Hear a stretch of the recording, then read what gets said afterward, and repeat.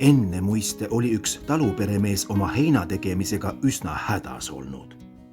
Suveilmad olid seekord ilusad, heinatöö käsil. Vihma ei olnud enam mitu päeva sadanud. Päike andis mõnusat kuuma ja hein võis hästi kuivada. Aga südapäeval tulnud tuuleiil ja tahtnud kõik kokku pandud heina ära viia. Mehed lasknud küll kõhuli heina saadude peale, et seda takistada, aga tuul oli olnud nii kange, et tõstnud inimesedki paar sülda maast üles ja lasknud siis jälle maha. Kui söögiaeg möödas oli ja palava päikesega hein kuiv, võetud rehad ja hangud selga ja mindud jälle heinamaale. Juba oli kokku pandud mitu heinasaadu, kui peremees ütles. Saab näha, kas Tuulispea tuleb täna heinu loopima või jätab seda korda tulemata.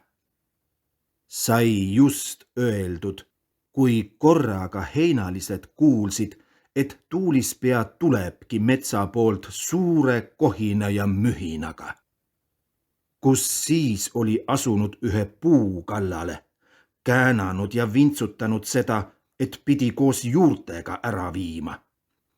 Siis oli ta inimeste peale pööranud.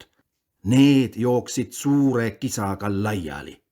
Siis jättis ta need rahule ja vajus ühe pere õue peale. Seal oli hakanud perenaine teda kaikaga materdama, aga lüüa pole teda kuidagi saanud.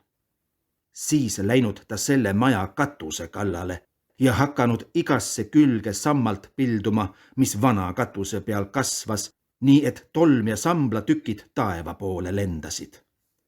Siis käristanud ta hirmsa jõu ja praginaga teise maja väravad lahti, tõstnud täie jõuga rehepingi üles ja läkitanud ühele naisterahvale selga, nii et see pidanud ehmatusega kaevu kukkuma. Viimaks oli ta veel künka pealt männiku juurest ühe lehma alla saatnud ja ise männikusse ära läinud. Pealtnägijad olid siis pikapeale ka ehmatusest üle saanud ja arutama hakanud, kes seda tempu tegi. Sest Tuulispea pole mitte tuul, nagu mitmed inimesed arvavad, vaid üks kuri inimene. Kevadel riisub ta külvatud viljapõldude peal teri kokku ja viib viljatulu ära. Niisugune inimene, kes Tuulispeaks tahab, läheb metsa või kuhugi varjulisse paika ja heidab sinna pikali. Siis jääb ta nagu surnult lamama ja tema suust lendab üks väike liblikas välja ja ongi Tuulispea lagedal. Korra leidsid karjased tuttava mehe elutu keha metsast maast, kellest teada oli, et ta Tuulispeaks käib. Karjased pöörasid selle mehe keha ümber ja jäid ise vaatama, mis nüüd edasi saab. Vähe aja pärast oli lennanud väike liblikas sinna ja tahtnud mehe suuaugust sisse lennata, aga ei osanud nüüd seda kohta enam üles leida. Küll ta oli siis otsinud ja otsinud. Karjased keeranud selle mehe siis ikka õiget pidi tagasi. Liblikas oli läinud lipsti suhu, mehele tulnud hing jälle sisse. Ta tõusnud istukile ja öelnud poistele. Ma heitsin siia raasukeseks ajaks pikali.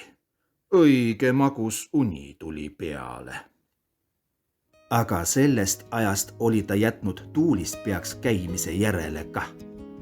Vaata, kui hing talle enam sisse ei oleks saanud minna, siis ta oleks pidanudki surnuks jääma.